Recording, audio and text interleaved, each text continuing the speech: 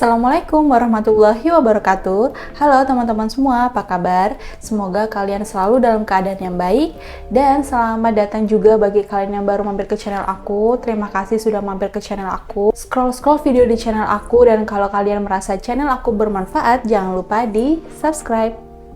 Oke teman-teman, di video ini aku mau ngelanjutin episode video aku sebelumnya. Jadi video aku sebelumnya itu aku membahas tentang silogisme. Kalau kalian belum nonton videonya, kalian bisa langsung klik link di atas ini. Atau kalian juga bisa klik link di description box aku. Jadi di video sebelumnya itu aku menjelaskan tentang macam-macam silogisme yang bentuk pertama. Jadi kan silogisme ada 3 bentuk ya. Ada silogisme yang mengandung kata-kata jika maka, lalu ada silogisme yang mengandung premis umum dan partikular, dan juga yang ketiga, silogisme yang tidak mengandung satupun dari jenis 1 atau jenis 2 itu.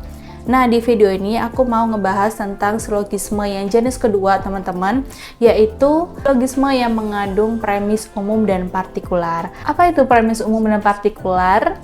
Dan seperti apa soal-soalnya? Lalu bagaimana cara mengerjakannya? Kalian harus nonton video ini sampai habis. Dan sebelum kita langsung masuk ke pokok materi kita, teman-teman, aku mau ngasih sedikit info buat kalian. Ini adalah info yang penting banget. Bagi kalian yang serius banget pengen lulus CPNS tahun 2021, dan juga bagi kalian yang sedang mencari referensi soal-soal latihan untuk CPNS, aku rekomendasiin kalian buat join Bimbel Kita Lulus. Jadi teman-teman, Bimbel Kita Lulus ini adalah sebuah platform untuk belajar CPNS dan sekolah kedinasan lainnya secara interaktif yang pertama dan nomor 1 di Indonesia, di mana di dalamnya mereka menghadirkan berbagai fitur lengkap dari materi, tips dan trik, tryout, serta pembahasan yang interaktif serta eksklusif melalui Zoom dan grup WhatsApp. Jadi di sana kalian akan mendapatkan banyak sekali manfaat, yaitu kalian bisa mengikuti tryout gratis dan juga webinar gratis dengan para tentor-tentor yang sudah profesional banget, teman-teman. Di sana kalian bisa belajar langsung dengan tentornya, kalian bisa tanya langsung di kolom komentar dan langsung dijawab dengan tentor-tentor profesional mereka. Ini bener-bener aku rekomendasiin banget buat kalian karena materi-materi yang ada di sana itu bener-bener materi yang up to date banget, teman-teman. Dan juga sebagian besar itu merupakan FR atau field report dari tes-tes CPNS tahun-tahun sebelumnya. Tambah lagi dengan tentornya yang pastinya sangat profesional banget. Jam terbangnya sebagai mentor itu udah banyak banget, teman-teman. Jadi kalian jangan khawatir banget. Dan apalagi keuntungan yang kita dapat di Bimbel Kita Lulus ini, kalian nanti juga akan mendapatkan materi lengkap tentang soal-soal SKD CPNS. Di sana ada TIU, TWK, TKP, pokoknya semua lengkap banget dan ditambah dengan kuis-kuis di setiap pertemuan online-nya. Dan Bimbel Kita Lulus ini, teman-teman, sudah terbukti meluluskan 80% siswanya di CPNS 2020 kemarin. Keren banget kan? Gimana cara daftarnya, Kak? Bisa banget, teman-teman. Kalian bisa langsung cek di website mereka di www.kitalulus.com, atau kalian bisa langsung aja klik link yang ada di description box aku. Di sana kalian bisa cek semua paket-paketnya yang ada di sana. Mau pilih yang 1 bulan, 2 bulan, atau 3 bulan yang lebih intensif, bisa banget. Dan ada yang mau diskon? Bisa banget, teman-teman. Kalian bisa dapetin diskon sebanyak 50% dengan cara masukin kode referral di kolom teks kode referralnya. Jadi kalian di sana ngisi data diri dulu, lalu masukin aja kode referral supaya kalian bisa dapet diskon 50%. Tunggu apa lagi, teman-teman? Ini adalah kesempatan yang langka banget, kuotanya terbatas banget. Apalagi kalian bisa mendapatkan materi-materi yang sangat berbobot dan juga variatif, ditambah dengan tentor-tentor yang sangat profesional dan handal serta berkompeten di bidangnya dengan harga yang terjangkau. Atau kalian mau lebih dari itu, kalian mau tahu informasi CPNS terbaru, kalian bisa langsung join di grup WhatsApp kita yang aku cantumin di description box. Kalian bisa langsung klik di sana dan gabung di WhatsApp grupnya supaya kalian bisa mendapatkan informasi-informasi terbaru seputar CPNS dan juga webinar serta tryout gratis dari Kita Lulus. Lengkap banget kan, teman-teman? Ini keren banget bimbelnya, kalian harus join di sana. Tuh, aku tunggu ya. Oke, teman-teman, langsung aja kita langsung ke materi pembelajaran kita pada kali ini tentang silogisme bentuk yang kedua. Nah, silogisme bentuk yang kedua ini teman-teman adalah silogisme yang mengandung premis umum dan juga partikular. Apakah premis umum itu teman-teman adalah premis yang memuat kuantor universal dan ditandai dengan kata semua. Pokoknya kalau ada kata-kata silogisme yang mengandung semua itu adalah dinamakan dengan premis umum. Sedangkan yang premis partikular itu adalah premis yang memuat kuantor eksistensial yang ditandai dengan kata sebagian, ada, sementara, lalu beberapa. Itulah yang dinamakan dengan premis partikular.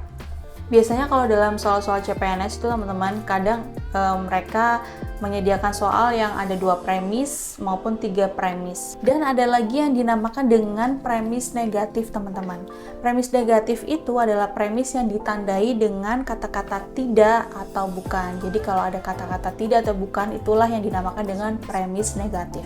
Sama halnya dengan silogisme bentuk pertama yang mengandung kata-kata jika atau maka teman-teman, silogisme yang mengandung semua, sementara, dan beberapa ini juga punya hukum-hukum atau aturan-aturan tertentu yang harus kalian hafal dan pahami. Let's say kita bagi aja ini menjadi hukum umum dan hukum khusus. Hukum umum itu teman-teman, dia cara kerjanya itu mengeliminasi kata yang sama dalam setiap premis. Kalau kalian masih ingat di video aku sebelumnya teman-teman, silogisme yang mengandung jika atau maka itu untuk aturan yang ketiga itu adalah premis yang pertama, jika P maka Q. Premis yang kedua, jika Q maka R. Yang Q kita eliminasi sehingga kesimpulannya adalah P maka R. Nah, itu adalah hukum atau aturan yang berlaku juga di silogisme bentuk kedua ini teman-teman. Kita juga pakai sistem eliminasi seperti itu. Nah, itu adalah hukum umumnya. Lalu bagaimana dengan hukum khususnya? Hukum khususnya itu ada 3 macam, yaitu yang aturan yang pertama atau hukum yang pertama, premis yang pertama atau kalimat yang pertama, jika di premis pertama itu umum, lalu premis keduanya itu juga merupakan premis umum. Masih ingat ya, premis umum itu mengandung kata-kata semua. Jika kedua-duanya itu mengandung premis umum, maka kesimpulannya juga merupakan premis umum. Aku kasih satu contoh. Premis yang pertama, semua pegawai punya seragam. Premis yang kedua, semua pegawai punya NIP. Maka kesimpulannya adalah semua pegawai punya seragam dan NIP. Nah, di sini kalian bisa paham ya, premis satunya mengandung kata-kata semua, premis keduanya juga mengandung kata semua, maka kesimpulannya juga harus semua, teman-teman. Itu adalah aturan yang pertama yang harus kalian pahami. Oke, langsung kita ke aturan yang kedua. Premis yang pertama mengandung premis umum, premis yang kedua mengandung premis partikular, atau sebaliknya, premis yang satu mengandung premis partikular, premis yang keduanya adalah premis umum. Maka kesimpulannya adalah harus premis partikular. Masih ingat ya, premis partikular itu contohnya adalah sebagian, sementara, ada, atau beberapa. Nah, bagaimana contohnya? Contohnya seperti ini teman-teman. Premis yang pertama, semua makanan halal boleh dimakan. Itu adalah premis umum ya, karena itu mengandung kata-kata semua. Lalu premis yang kedua, beberapa makanan restoran adalah halal. Itu adalah premis partikular karena mengandung kata-kata beberapa. Maka sesuai dengan aturan yang kedua, kesimpulannya harus merupakan premis partikular. Kata-kata halal di sini kita eliminasi, kita ikut aturan umum yang sudah aku sebutin tadi. Lalu kita tarik kesimpulan di mana premisnya harus partikular. Jadi kesimpulannya adalah beberapa makanan di restoran adalah halal.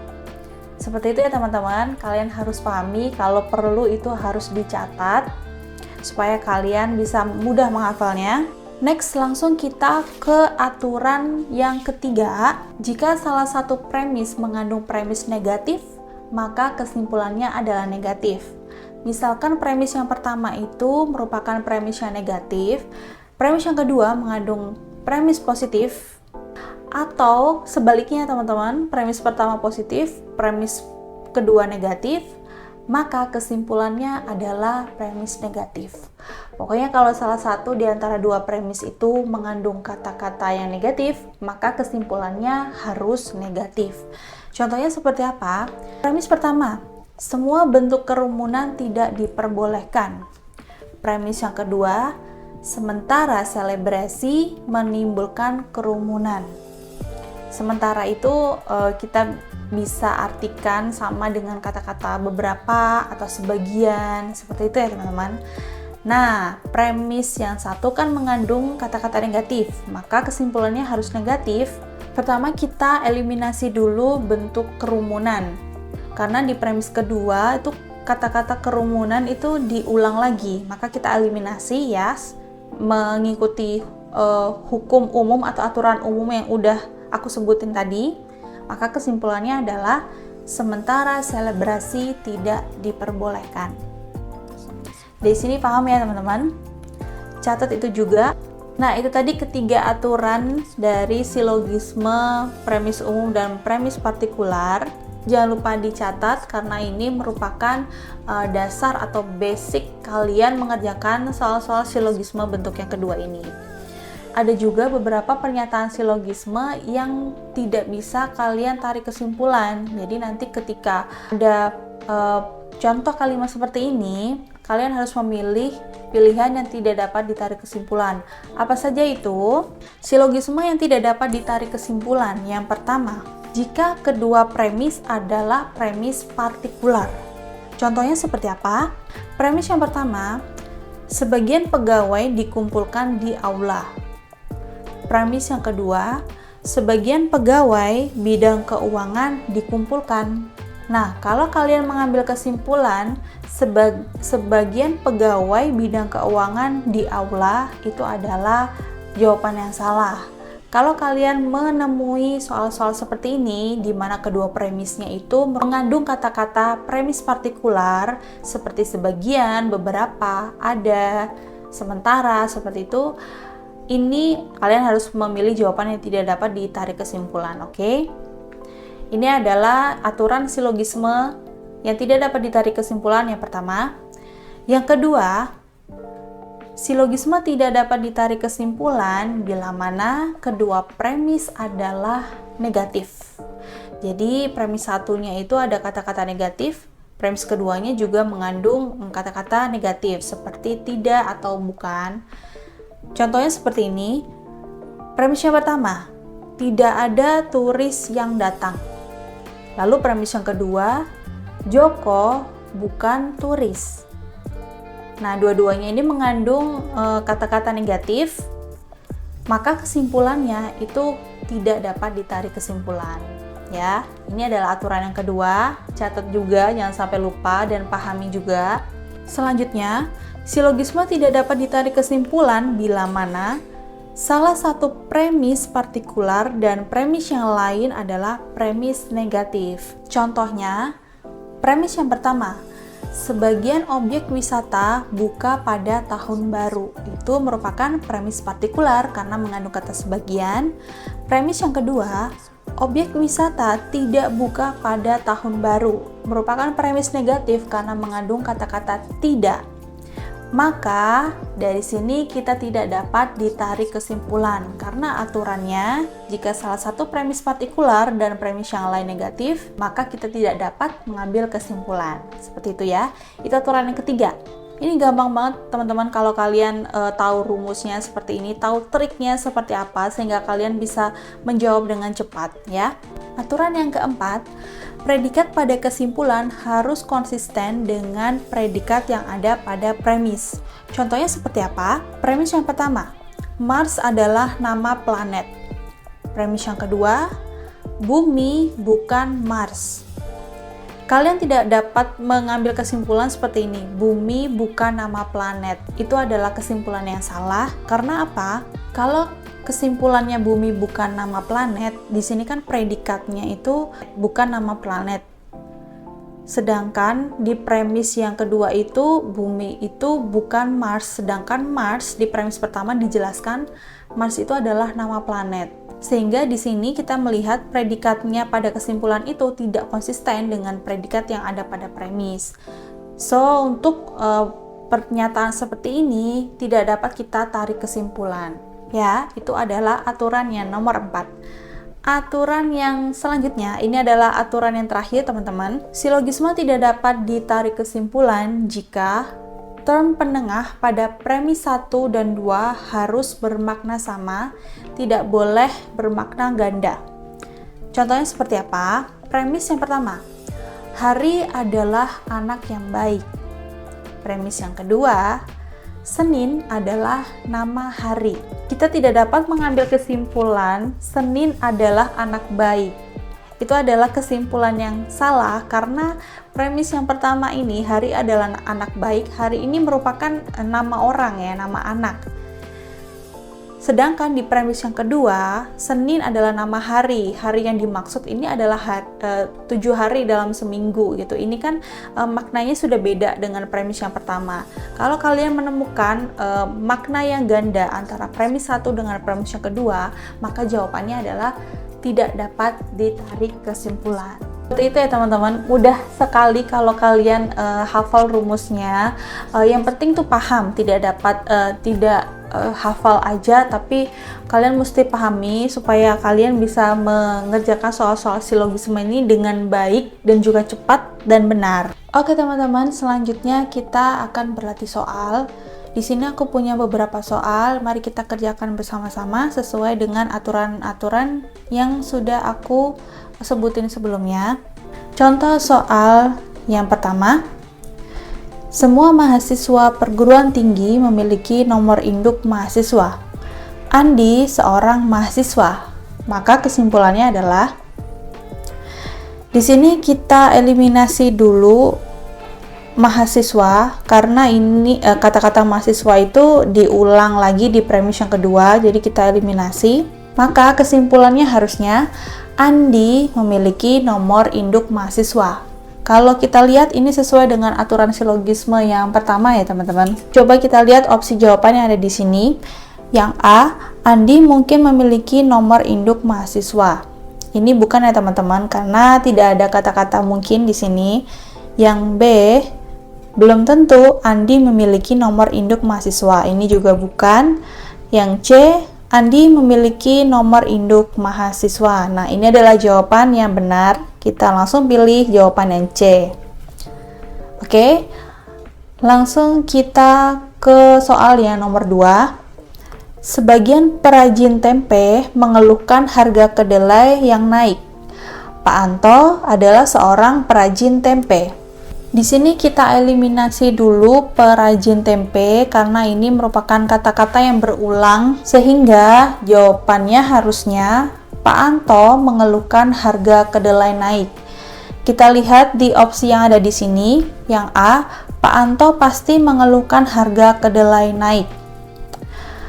Kalau yang A ini kemungkinan bukan jawabannya ya teman-teman, karena di sini ada kata-kata pasti, sedangkan di premisnya itu disebutkan sebagian perajin tempe yang mengeluhkan harga kedelai naik. Jadi cuma sebagian yang mengeluhkan harga kedelai naik, sedangkan Pak Anto adalah seorang perajin tempe.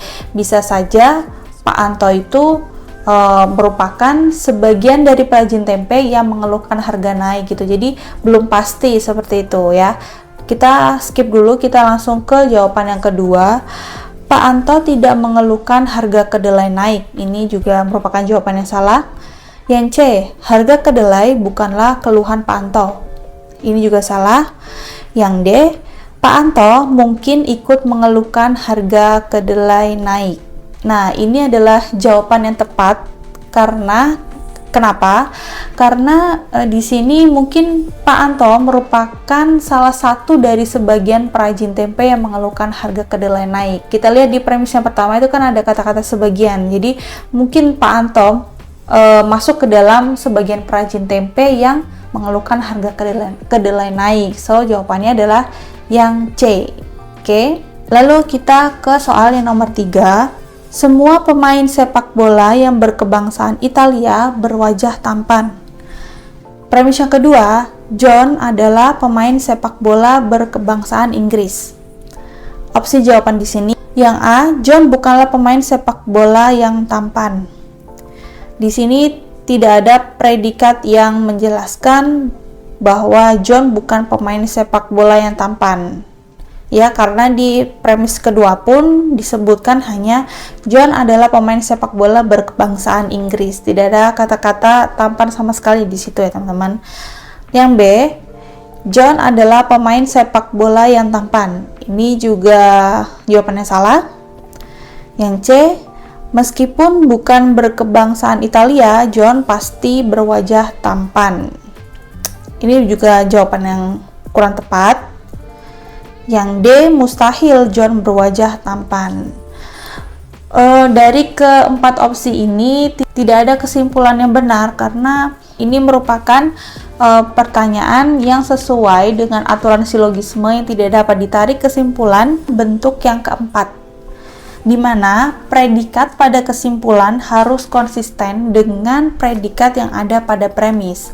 Dan kalau kita lihat di opsi jawaban yang ada di sini, itu kesimpulannya tidak sesuai atau tidak konsisten dengan premis yang sudah disebutkan, bahwa John itu adalah pemain sepak bola berkebangsaan Inggris. Tidak ada embel-embel kata tampan di sana, sehingga jawabannya adalah tidak dapat ditarik kesimpulan. Opsi yang A itu ada kata-kata tampan, opsi yang B juga ada kata-kata tampan, C juga, D juga gitu. Sedangkan di premisnya, predikatnya itu John adalah pemain sepak bola berkebangsaan Inggris gitu. Jadi tidak ada kesimpulan dengan predikat yang konsisten, sehingga jawabannya adalah yang E, tidak dapat ditarik kesimpulan. Oke, langsung kita ke soal yang nomor 4. Sebagian orang yang berminat menjadi politikus hanya menginginkan harta dan tahta. Premis yang kedua, Rashid tidak berminat menjadi politikus. Nah, pertanyaan ini masuk ke aturan silogisme yang mana, teman-teman? Coba dilihat lagi catatannya. Ini pertanyaan nomor 4 ini masuk ke aturan yang nomor 3, teman-teman, di mana jika salah satu premis adalah partikular dan premis yang lain adalah premis negatif, maka jawabannya adalah tidak dapat ditarik kesimpulan. Kalau kita lihat di pertanyaan nomor 4 ini, yang premis pertama kan partikular karena mengandung kata-kata sebagian. Sedangkan premis yang kedua itu mengandung kata-kata negatif, ada kata-kata tidaknya di situ. Sehingga kalau pertanyaan seperti ini, langsung aja kita jawab tidak dapat ditarik kesimpulan. Seperti itu ya, teman-teman. Oke, langsung kita ke soal selanjutnya. Premis yang pertama, ada siswa yang suka nonton TV. Premis yang kedua, semua siswa suka nonton YouTube. Kalau soalnya bentuk seperti ini, kita ilustrasikan aja dalam bentuk gambar, karena ini merupakan pertanyaan yang gampang banget, teman-teman. Kita ilustrasikan di dalam satu kelas ini, suka dengan YouTube, lalu ada siswa yang suka nonton TV. Ini merupakan premis partikular, ada kata-kata ada itu bisa kita artikan dengan beberapa atau sebagian. Jadi kita ilustrasikan dengan gambar, ada beberapa siswa yang suka nonton TV. Nah, dari sini kita lihat lagi opsi yang ada. Yang A, siswa yang suka nonton TV pasti juga suka nonton YouTube. Kita lihat di ilustrasi gambarnya, siswa yang suka nonton TV pasti juga suka nonton YouTube. Ini sesuai ya dengan ilustrasi gambarnya. Jadi ada beberapa orang yang suka kedua-duanya, artinya ada yang suka nonton TV, ada yang suka nonton YouTube. Oke, ini adalah kita keep dulu, ini merupakan jawaban yang mendekati benar. Lalu yang kedua, opsi yang kedua, siswa yang tidak suka nonton YouTube, suka nonton TV. Ini tidak sesuai ya dengan ilustrasi gambarnya. di gambar, di ilustrasinya kita mengetahui bahwa semua siswa itu suka nonton YouTube, tidak ada yang tidak suka nonton YouTube. Yang C, belum tentu siswa yang tidak suka nonton TV suka nonton YouTube, ini juga salah. D, siswa yang suka nonton YouTube pasti suka nonton TV. Tidak juga, karena ada beberapa siswa yang hanya suka nonton YouTube aja. Yang E, selain suka nonton TV, pasti ada sebagian siswa yang suka nonton YouTube. Ini juga kurang tepat teman-teman. So, jawaban yang benar adalah yang A. Siswa yang suka nonton TV pasti juga suka nonton YouTube. Oke teman-teman, gampang kan? Ini semua butuh pemahaman juga. Selain kalian menghafal aturan-aturan yang sudah ada, tapi take it easy aja. Selama kalian paham dengan rumusnya, kalian pasti dengan mudah juga mengerjakan soal-soal silogisme bentuk yang kedua ini. Oke teman-teman, sekian video dari aku, silogisme bentuk yang kedua. Kita akan lanjutkan lagi dengan next video seputar silogisme juga, tetapi dengan bentuk yang ketiga, di mana silogisme yang tidak mengandung kata-kata jika, maka, atau semua, beberapa. Seperti apa itu? Makanya jangan lupa untuk terus ngikuti channel aku. Jangan lupa subscribe dan klik loncengnya supaya kalian tidak ketinggalan update terbaru aku, video-video seputar CPNS. Jangan lupa like dan komen video ini kalau memang kalian punya pertanyaan-pertanyaan seputar soal-soal CPNS atau tentang silogisme di video ini. Kalian bisa tulis pertanyaannya di bawah. Dan juga jangan lupa untuk join bimbel kita lulus dan join grup WhatsApp-nya juga yang sudah aku cantumin di description box supaya kalian tidak ketinggalan tentang informasi-informasi terbaru seputar CPNS, webinar gratisnya dan juga tryout gratisnya. Kalian bisa temukan semua info itu di grup WhatsApp yang ada di bawah. Jangan lupa share video ini juga ke teman-teman kalian supaya semakin banyak orang juga yang terbantu dan berhasil menjadi pejuang CPNS. Oke teman-teman, mohon maaf apabila ada salah-salah kata. See you on the next video dan Assalamualaikum warahmatullahi wabarakatuh.